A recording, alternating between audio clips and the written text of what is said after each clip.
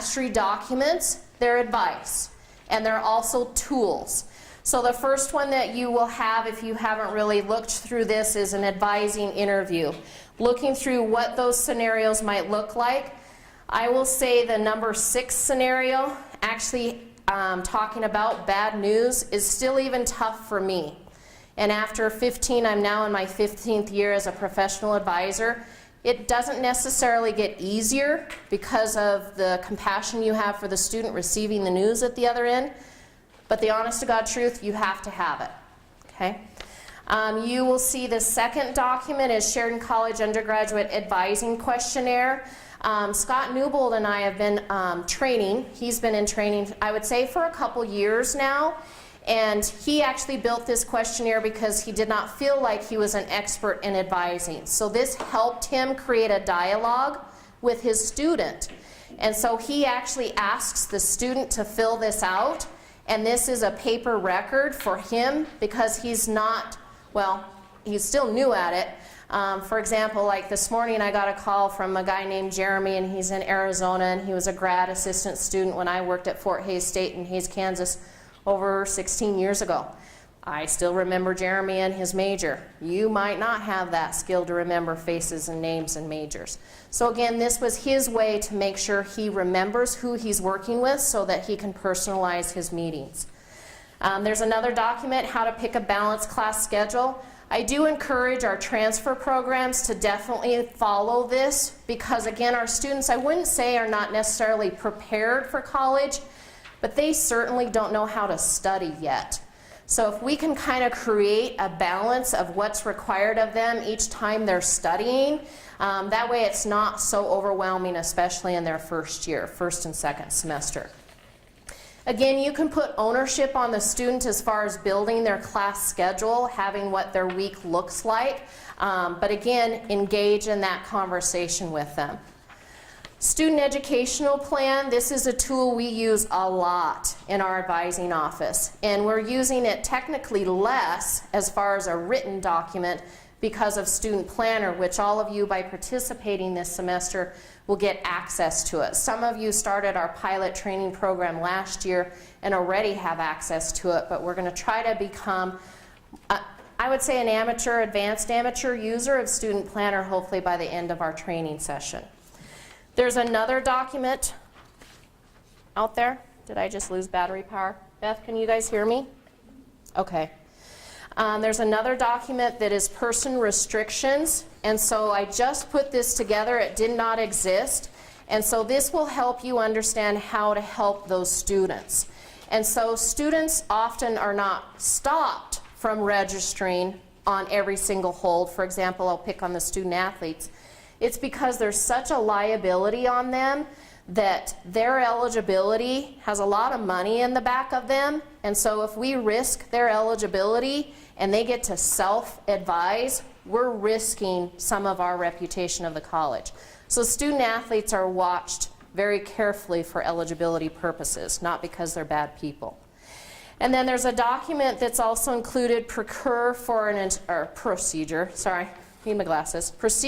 instructor drop. This is not my document. I found it.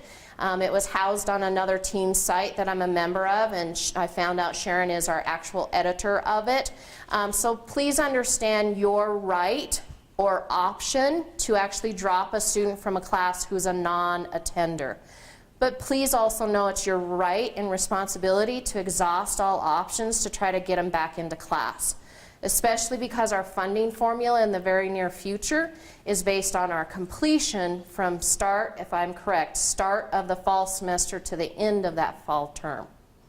They're still working out some of the formula. And then I also gave you types of registration forms.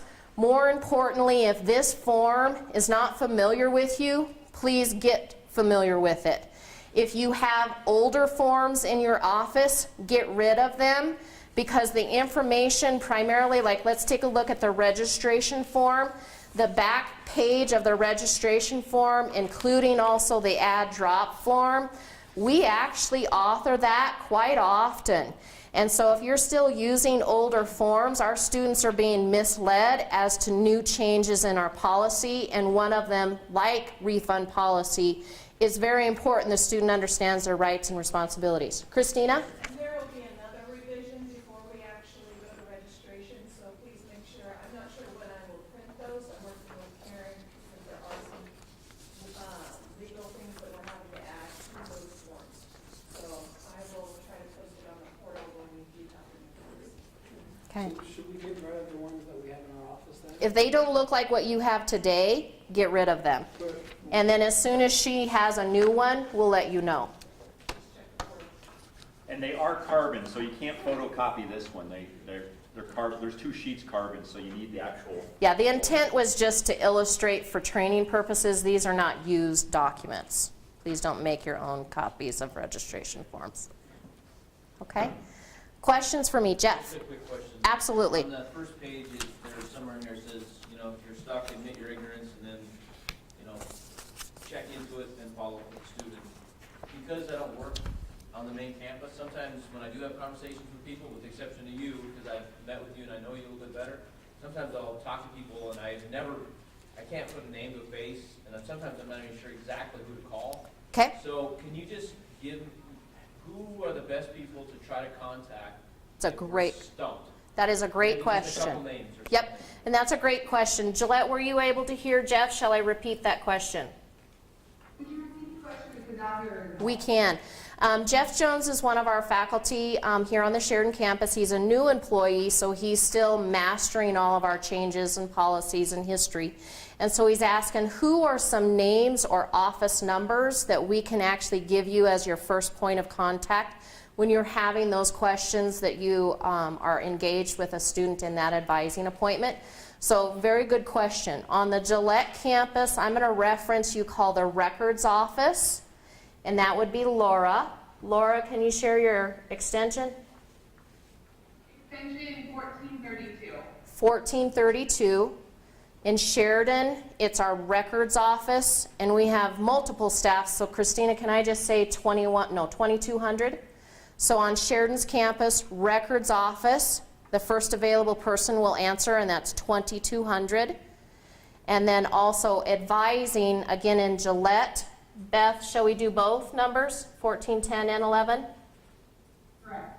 So Gillette, if you're working with Gillette students, we have 2 professional advisors. Beth is 1410. The other way around. Dang it, 1411.